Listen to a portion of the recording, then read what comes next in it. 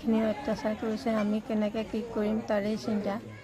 গতিকে যদি সকলো ফালৰ পৰা অকণ সুবিধা পাওঁ তেতিয়াহ'লে আমাৰ ভাল হয়। যোৱা নিশা 4:30 বজাত লোহাৰ গেটখন ভাঙি হাতী সোমাই আহি প্ৰথম মোৰ নামঘৰৰ দুৱাৰখন ভাঙে।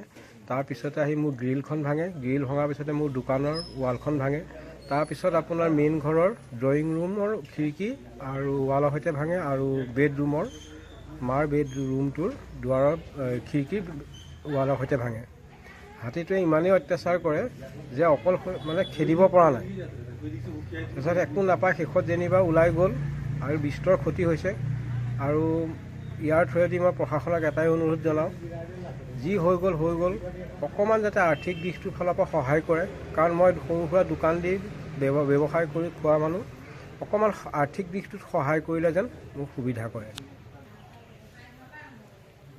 খবৰ তেখেতসকলক কেনেকৈ পালে নাজানো। হাতী যোৱাৰ পিছত তেখেতসকল আহি টৰ্চটো মাৰি চাই পেলাই আমি আকৌ অহাকালি আহিম বুলি গুচি গ'ল। কিন্তু বৰ্তমান সময়লৈকে তেখেতসকলৰ কোনো অহা নাই।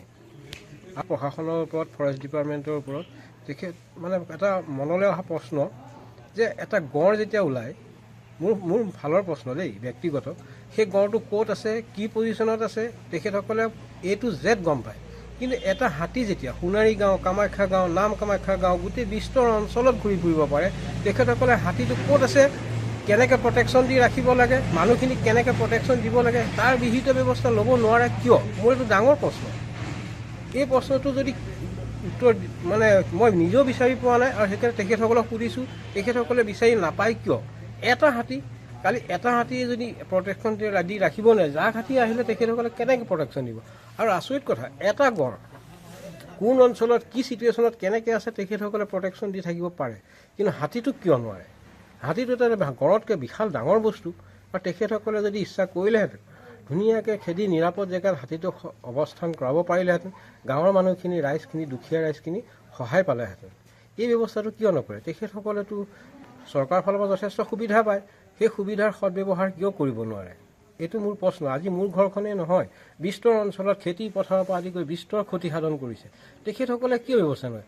নিয়ম মাফিক আহিব, কাম বন কৰি মেলি ন্যূনতম কাৰোবাক সাহায্য কিবা এটা দিব, সেয়াই তেখেতসকলৰ কৰ্ম নেকি?